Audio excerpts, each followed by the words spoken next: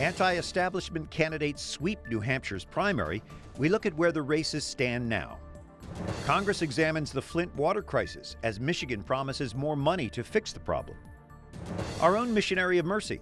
We talk with EWTN's Father John Paul about his new mission and his meeting with Pope Francis. And Ash Wednesday at the Capitol, why this day is so significant to so many. Those stories and more on EWTN News Nightly for Ash Wednesday, February 10th, 2016.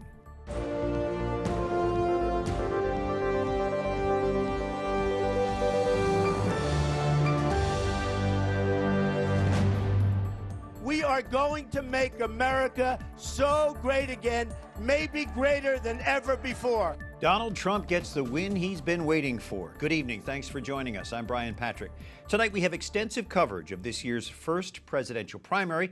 Political director Lauren Ashburn covers the winners, the losers, and the latest dropouts. Brian, the first primary in the nation is one for the record books. The voters made it clear they are backing non-traditional candidates. New Hampshire handed first place to Donald Trump and Democrat Bernie Sanders. It also signaled the end of two second-tier candidates' campaigns. Chris Christie says he's dropping out of the race. The New Jersey governor had high hopes of finishing strong in New Hampshire after losing big in Iowa. And Carly Fiorina, who struggled in the polls and beat only Ben Carson in New Hampshire, dropped out this afternoon. In a prepared statement, she had advice. Quote, "To young girls and women across the country, I say, do not let others define you." On to the results. Here they are for the New Hampshire primary. Republican Donald Trump finished first with 35%. Ohio Governor John Kasich beat expectations by coming in second with 16%, followed by Ted Cruz, Jeb Bush, and Marco Rubio, all hovering around 11%. On the Democratic side, Bernie Sanders was way out in front of Hillary Clinton, taking 60% of the vote to Hillary's 38%. On the ground last night in New Hampshire, candidates jockeyed to define the election in their own terms. EWTN's Capitol Hill reporter has been following the results. Jason Calvi joins us now from our newsroom. Jason. Well, Lauren, the remaining GOP candidates are now focusing on South Carolina, a state filled with evangelical and Tea Party voters. Donald Trump says all of his GOP competitors are a possible threat. The Donald trumps the whole GOP field in New Hampshire. You started it. Remember, you started it. And nearly 20 points behind Trump, second place finisher John Kasich. And you made it happen. Priding himself on running a positive campaign, Kasich says those he beat spent $15 million attacking him. Tonight, the light overcame the darkness of negative campaigning. The third, fourth, and fifth place candidates are looking to rebound in South Carolina. A conservative, we were told, could not do well in the state of New Hampshire. I did not do well on Saturday night, so listen to this. That will never happen again. This campaign is not dead. We're going on to South Carolina. That's the next GOP primary on February 20th. On the same Saturday, Democrats caucus in Nevada. Sanders says he's ready after his big New Hampshire win. They're throwing everything at me except the kitchen sink, and I have the feeling that kitchen sink is coming pretty soon as well. Associated Press exit polls find Sanders won a majority of votes from women, independents, and voters under 45. Clinton says she has work to do with recruiting young supporters. She says she's going to fight for rights. Human rights as women's rights, human rights as gay rights, human rights as worker rights, human rights as voting rights, human rights across the board for every single American. The pro-lifers immediately took to Twitter. Jeannie Mancini, human rights for unborn children. Peter Sprigg, she always leaves that out. South Carolina Representative Jeff Duncan, human rights across the board for every single American, except unborn babies. And the next stops are expected to be a cash drain for the campaigns. $35 million expected in South Carolina, $7 million in Nevada, bombarding radio and TV with nonstop ads. And Jeb Bush is finally relying on some brotherly help. Here, take a listen. We need a strong leader with experience, ideas, and resolve. There's no doubt in my mind that Jeb Bush will be a great commander-in-chief for our military. Well, Jeb Bush has been reticent until recently to rely on his family for help, Jason. With Chris Christie and Carly Fiorina dropping out, Jeb down in the polls, how long do you think this battle of the underdogs will go on? Well, Marco Rubio's campaign manager said today that he expects this battle to rage on through May, if not going all the way to the convention. Thank you so much, Jason Calvi, reporting from the newsroom. Kate Bennett is the White House correspondent for Independent Journal Review. Mercedes Schlapp is a former White House spokesperson. We are hearing words like historic, disruptive, transformative. We are not hearing business as usual. That's right. The outsiders are in. So it's been a very exciting night, especially for Donald Trump and Bernie Sanders. Why? These are the ones that we never thought would be doing so well in New Hampshire. And they did. Trump was able to cross the demographics, the gender, men, women from different ages. And he really, these pundits had all said he's going to underperform. He's not going to get to the 30% margin. Well, he did it. He did. And as far as all of the other candidates go, we also saw a big mix-up along with the four who were trying to be the establishment. Right. I mean, I think this goes to show why you never want to say words like front runner early on. I mean, there are some outlets who just refused to cover Donald Trump, just didn't take him seriously. And I think that this is an example of you don't know how it's going to go. And as they head to South Carolina, it's going to be a bloodbath. A brawl. A brawl. Yes. Let's talk about women. We're all women here, and I want to talk about the female vote. Bernie Sanders was able to take women 55 to 44 over Hillary Clinton. And the youth vote, 83% of people under 30 went to Bernie. What does that mean, Mercedes? Well, I think that it shows that, one, Hillary Clinton has a problem with trustworthiness and likability when you go across the board. I think women in particular, especially the liberal women, don't want to be told from the older women who to vote for. And they don't like the idea of just saying, I'm going to vote for Hillary because she would become the first woman president. They are over the gender card, and they're ready to be like, I'm going to vote for whoever I want. And it might not be Hillary Clinton. And clearly that showed in New Hampshire. And I don't think Madeleine Albright did her any favors with that last minute, there's a special place in hell comment that she did for women who don't help other women. I really think that might have hurt her in the end there. New Hampshire voters decided the last minute, notoriously. And I think that could have really hurt her there. And she acknowledged last night, Hillary said, I've got a lot of work to do with young people. And she knows it's a weak point. Right, it's very true. So President Obama, here he is leading the country. We have Bernie Sanders and Hillary Clinton. Bernie Sanders is even more far left than President Obama. What does that say about, first of all, about where the country is, but second of all, about where President Obama has led the country? Well, I think when you look at President Obama, he's set a very progressive, liberal agenda in so many areas. And these two candidates are fighting for that mantle. Who's going to be the third term Obama? Right. Hillary obviously is not far enough left for a number of these Democrats. And Bernie Sanders is having this political revolution really in an area that in our country we have not seen in a long time, and it's been something that's attracting these voters to him. And one interesting statistic from the exit polls was 4 out of 10 voters in New Hampshire want more liberal policies than Obama has right now. So, I mean, that's another thing. We're really looking at a drastic change. Well, and so what we're seeing is polarization on both sides, where we're seeing more conservatives and more liberals and not enough in the middle. Excellent. Mercedes Schlapp and Kate Bennett, thank you so much for joining us. Brian, coming up later in the show, I'll sit down with Sean Spicer. He's the chief strategist for the Republican National Committee. He balks at the term establishment candidate. All right, thank you, Lauren. And it will be a week and a half before the beginning of the next round. Republicans in South Carolina vote Saturday, February 20th. That's also the day Democrats will caucus in Nevada. Then Republicans caucus in Nevada Tuesday the 23rd. Democrats in South Carolina will vote on Saturday the 27th. More politics later, but meanwhile, other stories our EWTN News Nightly team is covering in today's world. Michigan's governor proposes spending almost $200 million addressing Flint's water crisis, but some say that's not even close to what's needed. Flint's mayor wants the federal government to step in, as Wyatt Goolsby reports. I implore you on behalf of the citizens of Flint to help us restore our city and rebuild trust and confidence in our government. Flint Mayor Karen Weaver calling for full cooperation at the state and federal levels. She was just one of the people who voiced their concerns in a House Democrats hearing this afternoon.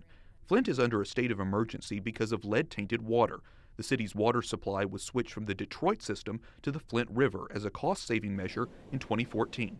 But the improperly treated river water caused lead to leach from old pipes. Medical experts say lead damages the central nervous system. Lead in water affects an entirely more developmentally vulnerable age group. It affects the unborn, and it affects babies on formula. The team investigating the crisis for Michigan's Attorney General says that criminal charges could be filed. The most notable absence from today's hearing was Governor Rick Snyder, who declined to testify. Some in Michigan have been critical of Snyder after revelations came out that his administration knew about a potential problem with the Flint water supply as far back as March. Snyder laid out his budget proposal to the state legislature today. He wants $63 million for the health and well-being of Flint residents. He wants $37 million for water and water infrastructure. Congressman Dan Kildee, who represents Flint, says that's simply not enough. He supports an emergency bill that would allot more than $700 million in federal money to replace all of the pipes and sponsor health and educational support for children poisoned by the water. There is a reason for the federal government to help the people of Flint because they're American citizens in crisis, especially when their state won't act equal to the challenge. Earlier this afternoon, House lawmakers voted overwhelmingly in favor of a Flint-related bill called the Safe Drinking Water Act. That bill makes it clear that the Environmental Protection Agency should notify the public when drinking water becomes contaminated. Brian? Thank you, Wyatt. And Congress learns more today about the spread of the Zika virus. The head of the Centers for Disease Control testified on Capitol Hill. He reaffirms pregnant women who travel to affected countries are most at risk. The virus may be responsible for serious birth defects.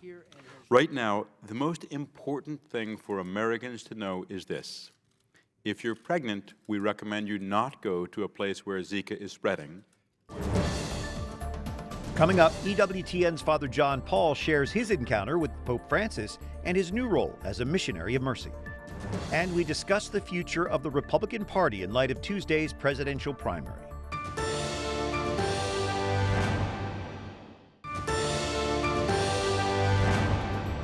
Dopodomani inizierò il viaggio apostolico. Pope Francis talking about his upcoming trip to Mexico. This at his weekly general audience this morning. He also addressed the historic step to heal the 1,000-year schism that divided Christianity. Francis will stop in Cuba on Friday to meet with the leader of the Russian Orthodox Church at Havana's airport. Thanks for joining us this evening. I'm Brian Patrick. Roughly 1,000 priests begin a special mission on this Ash Wednesday. They are missionaries of mercy, fanning out across the world for the Jubilee Year of Mercy. They are granted special faculties to absolve sins normally reserved for the absolution by the Holy See. Pope Francis commissioned them as a sign of special importance to the Jubilee. EWTN's Father John Paul Zeller is one of the missionaries of mercy being sent out today. Father John Paul, you are one of a chosen few. Can you tell me what this means to you as a priest and perhaps describe the stole that you're wearing and why? Yeah, it's incredible just being in Rome these last 2 weeks. Tonight, can celebrating Mass with the Holy Father Pope Francis and him giving us an own personal stole to go out and use. And I would like to show our viewing audience this stole was provided for by none other than EWTN. EWTN paid for all the stoles. Well, it's a beautiful stole, and of course it represents you as a confessor. So tell us also about your interaction with Pope Francis today. Yes, this morning at the general audience, I just so happened Providence, as all Providence, as Mother Angelica would say. And this morning I exchanged a zucchetto with him and got to shake his hand and look at him in the eyes and tell him that I'm a missionary of mercy. I didn't understand what he was saying because he was speaking in Italian. But he took the zucchetto, he took his off, put it on, and then put it back in my box and blessed it. So I got that personal connection with the Pope this morning. I got to kiss his ring and really greet him. Well, thank you for sharing that excitement with us. Father John Paul, the Holy Father emphasizes the salvation of souls over everything else. What does that mean to you as you go out now as one of his personal missionaries of mercy? I think that's one thing that he explained to us last night as priests. He said we should welcome people with the maternal solicitude, the maternal welcome of the church. But at the same time, he said to us at the end, he said he wanted us to be fathers. He wanted us to be fathers who would listen, fathers who would welcome people, and he wants all people of the world to know that the church's arms, the arms of Christ, are wide open. You know, there is nothing that should impede us from coming us to God. Father John Paul Zeller, who is a Franciscan missionary of the Eternal Word, familiar to all of us at EWTN, one of the 1,000 or so Missionaries of Mercy sent out today by Pope Francis. Father John Paul, thank you so much for sharing this incredible experience with us, and we look forward to having you more throughout this Jubilee Year of Mercy. Thank you, Brian. God bless you, and God bless our viewing audience. And we go back now to Political Director Lauren Ashburn for more reaction to New Hampshire's presidential primary. Lauren? Well, Brian, the New Hampshire primary is often a canary in a gold mine when it comes to the overall mood of the country. In the modern era, neither party has nominated a candidate who did not win first or second in either Iowa or New Hampshire. A political scientist at New Hampshire's St. Anselm College explains why outsiders are taking first place. I think there are a lot of people who look at Donald Trump and look at Bernie Sanders and see people who want to shake things up, who are willing to say, hey, the system is rigged, there's something wrong with it, and you're suffering as a result of it. Sean Spicer is Chief Strategist and Communications Director for the Republican National Committee. Sean, thanks for joining us. Thank you for having me, Lauren. Half of voters in New Hampshire wanted an anti-establishment candidate. Sean, what does this say about the state of the Republican Party? Well, I look at the number of individuals that were on the ballot in New Hampshire, both there and in Iowa, and you look at the broad spectrum of appeal, diversity, and qualification are there. I think, frankly, our party is giving our voters choices, which is not what's happening on the Democratic side. So I look at it less, look, every one of them is running as a proud Republican. That's what I care about, and that's what this party cares about. I think that when you look at turnout both in Iowa and New Hampshire, it was record turnout in both. New registrations were great in both states. And I think that portends well for where we're headed. I look at less about the angle that they're coming from and the type of campaign they're running from than the overall effect it's having. And I think the intensity, the enthusiasm, and the energy, frankly, is on the Republican side right now, and the votes show it. And your predictions for South Carolina? I'm not even going to go there. I think that what we have been so surprised at the last few. I mean, look, I enjoy the press handicapping a lot of this. This person needs to do well. This person needs to get a top 4 finish. But when you actually look at what's happening this cycle, it's vastly different than has happened in any other cycle before. Mostly because under the leadership of Chairman Priebus, we've changed the rules of the primary. The cycle's actually 68 days shorter than it's ever been before. You're going to have 11 states vote on March 1st.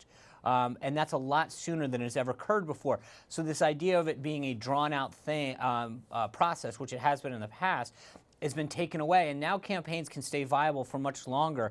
You go into March 1st, you're going to have those 11 states vote proportionally. So someone could really have a very drastically different strategy than has been employed in the past to pick up delegates. That's the key thing, though. People have to remember on both sides, whether it's Republican or Democrat, ultimately this comes down to a game of math.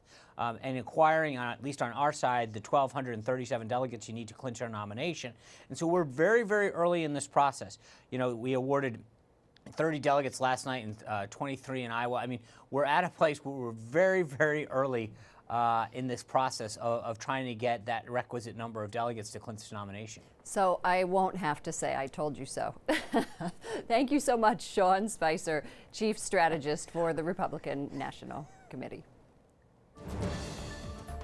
Up next, as the Little Sisters of the Poor fight for religious freedom, one state is locked in its own battle.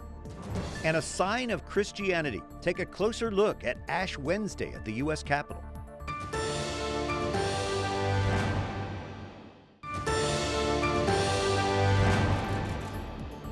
Pope Francis meeting with Iraq's Prime Minister today. The Vatican says they discussed the plight of Iraqi Christians and the humanitarian crisis in Iraq amid the war against ISIS. Thanks for joining us on this Ash Wednesday evening. I'm Brian Patrick. A religious freedom bill passed by South Dakota's House is now before the state's Senate Judiciary Committee. That bill prevents the government from revoking the tax-exempt status of organizations based on religious beliefs about things like marriage and transgender rights. Tim Schultz is president of the First Amendment Partnership. Tim, why are laws like this necessary? Brian, it's just simply wrong for religious groups who are serving the most vulnerable among us to be punished or discriminated against by the government for their views on these issues of marriage, family, and sexuality. Are other states enacting these laws? Well, they are. Remember that the states that voluntarily enacted same-sex marriage, like New York State and Hawaii, did protect religious freedom. And there are 98 religious freedom bills in states right now around the country, even though we're just early in these state legislative sessions. And so state legislators are doing quite a lot, both in this space related to marriage, but also on a wide variety of other contexts, too. And we refer to that as the redefinition of marriage by the Supreme Court. Right. Do you expect any federal action along these lines of religious freedom protection, or is that going to be left up to the states? There is a great bill in Congress called the First Amendment Defense Act, but I think that Congress is fairly gridlocked right now, and so I think the first action on these matters will be in the states, and the states hopefully will point the way and bring momentum to the effort at the federal level. The states have been challenged as they go about this. I think of Indiana last year and how the business community just fought back. Can they make these laws stick? Well, I think politically that you've focused on the nub of the issue. You know, business groups have gotten involved in this issue, and I think probably wrongly so in many cases. But I think that there's a way to still pass laws like this. Some states have already done so. I mean, you mentioned Indiana. Texas passed a good law protecting religious freedom last year. So did Michigan. In neither cases did the business community really object. So I think there is a way to pass laws like this. But we're going to have to be clever, and we're going to have to really work hard to do so. How do we show support for these laws nationwide, depending on whatever state they're in? Yeah, I think three good ways. First is, if you're in a state that's considering a law like this, you ought to contact your representatives and encourage them to support laws like this. Governors, too, they frequently are the roadblock. Second, I would say our website, firstamendmentpartnership.org, is a great resource. And the U.S. Conference of Catholic Bishops has some great material on their website for Catholics who want to engage on these issues, both legislatively and just within the Catholic community, that I think are excellent. Well, thanks for those resources. Tim Schultz, First Amendment Partnership. Appreciate you being with us. My pleasure. Well, about 30% of congressional members are Catholic, that according to Pew Research. For those unable to make Ash Wednesday Mass today, one priest brought ashes to them. Catherine Szeltner has that story tonight. It's standing room only at St. Peter's morning Ash Wednesday Mass in Washington, D.C.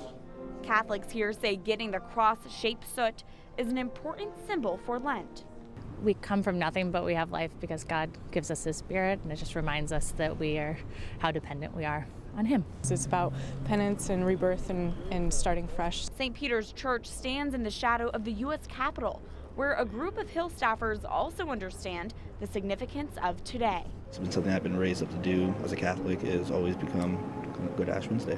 The chaplain for the House of Representatives, Father Patrick Conroy, hosted 3 Ash Wednesday services for Hill staffers. It's no chapel, but this hearing room transformed into a place of prayer for the Catholics and non-Catholics who attended. At the Ash Wednesday service, Father Conroy told the faithful their ashes can be a reminder of Lent to their community being the influential U.S. lawmakers here on Capitol Hill. From the opening prayer to the distribution of ashes, the entire service lasted about 20 minutes. Staffers say that made it accessible and convenient. Working on the Hill, it's very busy. Obviously, it's difficult to make time to go to Mass in the morning before work. So it's really great that they offer a service like this. It's a service that may leave a mark here, and not just on the forehead. Catherine Szeltner, EWTN News Nightly. And I got ashes twice today, but covered up by makeup. Until tomorrow, for EWTN News Nightly, I'm Brian Patrick. For our entire team, I wish you good night.